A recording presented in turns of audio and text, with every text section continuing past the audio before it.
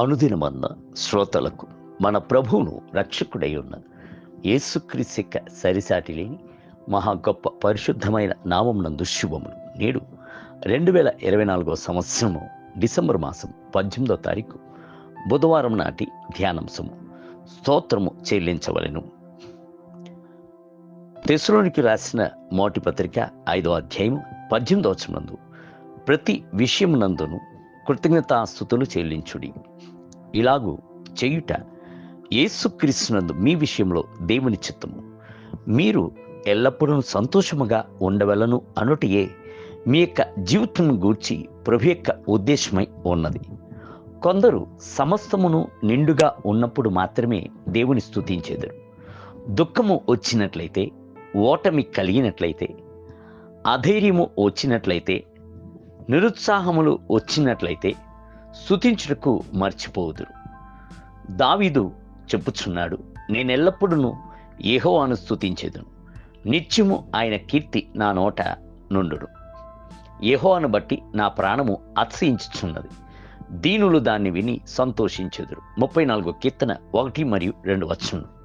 స్తుతించుటయందు గల ఆనందము దావీదు రాజు ఎరిగి ఉండుట చేత ప్రభు యొక్క మందసము దావీదు యొక్క పురములోనికి ప్రవేశించినప్పుడు ఆయన ప్రభు ఎదుట స్తుతించి నాట్యమాడుచు స్తుతించెను.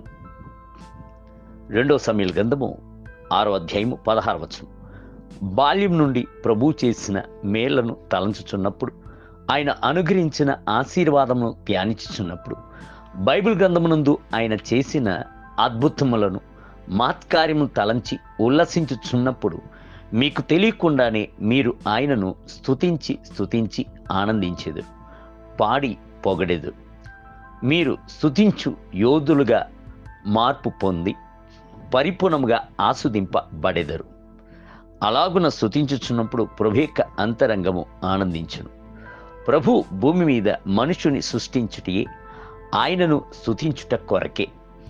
దావీదు సెలవిచ్చున్నాడు, నన్ను కలుగజేసిన విధము చూడగా భయమును ఆశ్చర్యము నాకు పుట్టుచున్నవి. అందును బట్టి నేను నీకు కృతజ్ఞతాస్తుతులు చెల్లించుచున్నాను.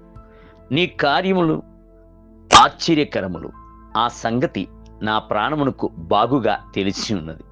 139వ కీర్తన 14వ వచనం. యెహోవా గొప్పవాడును, ఆయన మన దేవుని పట్టణమునందు ఆయన పరిశుద్ధ పర్వతమునందును బహు కీర్తనీయుడై ఉన్నాడు. 48వ కీర్తన 1వ వచనం. ప్రభు ఒక్కడే స్తుతికిని స్తోత్రమునకును ఘనతకును పాత్రుడై ఉన్నాడు. ప్రకటన గ్రంథమునందు ఒక అద్భుతమైన దృశ్యమును చూచున్నాము. పరలోకమునందు గల దేవుని యొక్క బిడ్డలు ఆయన స్తుతించి ఆనందించుచున్నప్పుడు, దేవా, నీవు ఆ గ్రంథమును తీసుకుని దాని ముద్రలను విప్పుటకు యోగ్యుడవు.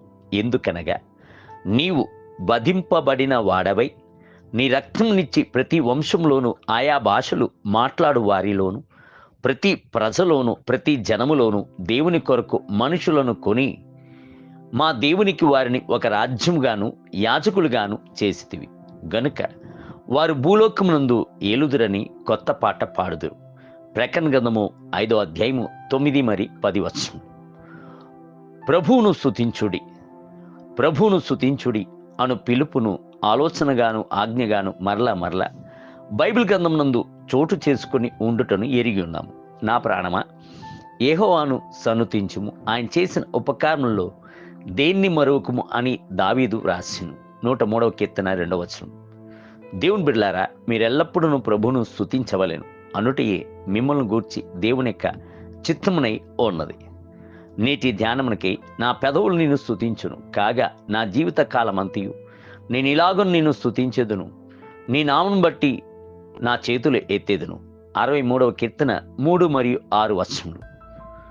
నేటి వేద పట్టణము ఉదయము ఓబద్యా గ్రంథము 1వ అధ్యాయము, సాయంత్రము ప్రకటన గ్రంథము 9వ అధ్యాయము. ప్రభు మిమ్మలను దీవించునుగాక.